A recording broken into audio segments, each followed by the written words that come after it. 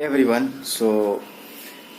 आज मैं Oxfam India report जो इस जनवरी में जारी हुआ था 2023 में, जिसका शीर्षक था सर्वाइवल ऑफ द रिचेस्ट, उसके कुछ फाइंडिंग्स को मैं बताना चाहता हूँ कि इस देश में किस तरह से असमानता बढ़ी है।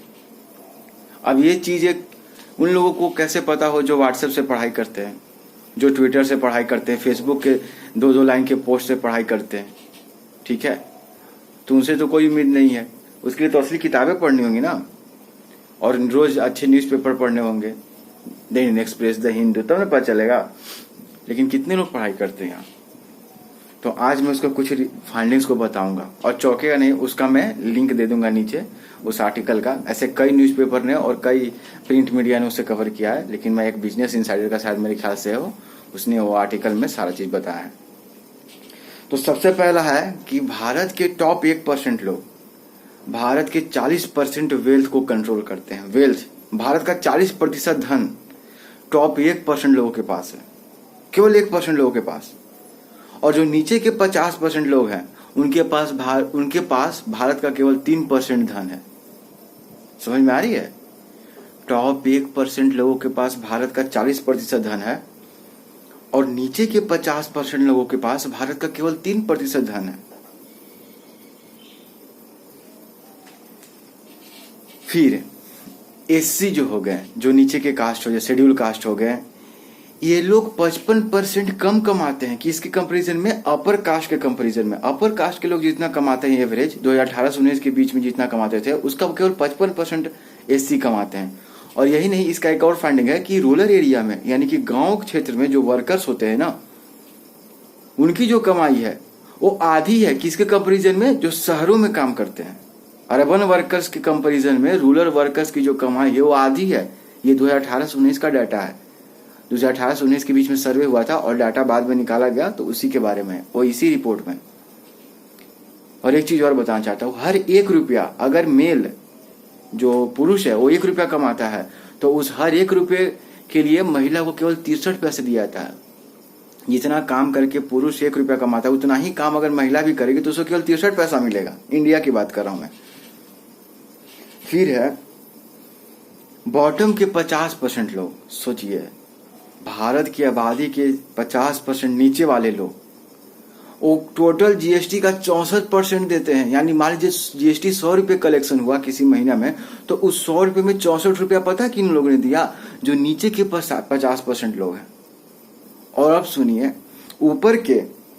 ऊपर के जो 10% लोग हैं, जो टॉप 10% अमीर है भारत में, वो केवल जीएसटी में 3% देते हैं। यानी 100 रुपया अगर जीएसटी कलेक्शन हुआ है तो उसमें 64 रुपया कौन दे रहा है?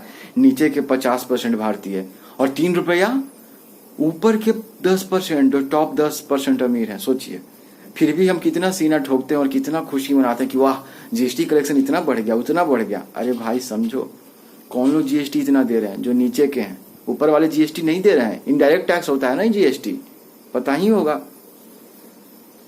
लेकिन सरकार कितना खुश होती है, वाह क्या मजा आ गया भाई।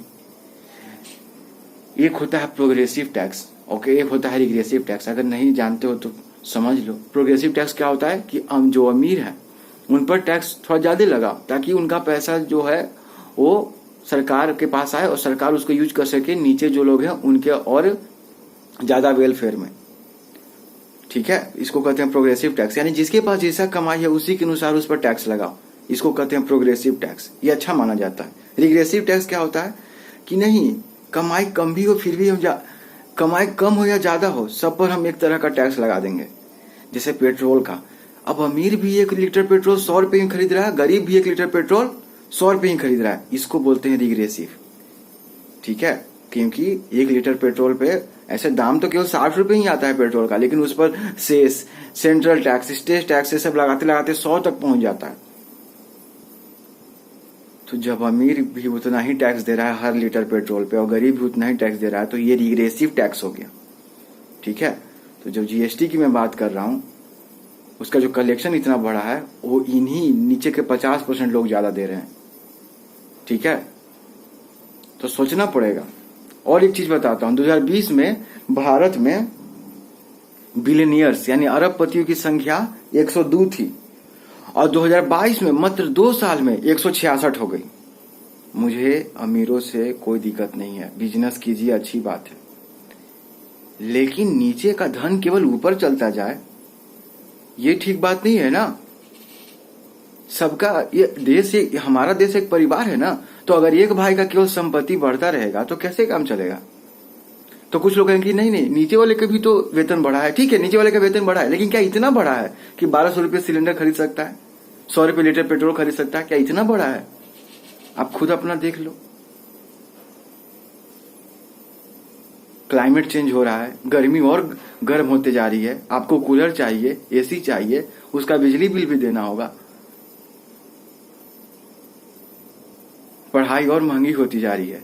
तो आप खुद देख लो। अगर आप ये लिखोगे कमेंट में कि नहीं नहीं आमदनी तो बढ़ी है ना, बाकी लोग की भी तो आमदनी बढ़ी है, तो भैया देख लो क्या आमदनी उस हिसाब से बढ़ी है जिस तरह से वस्तुओं का दाम बढ़ा है।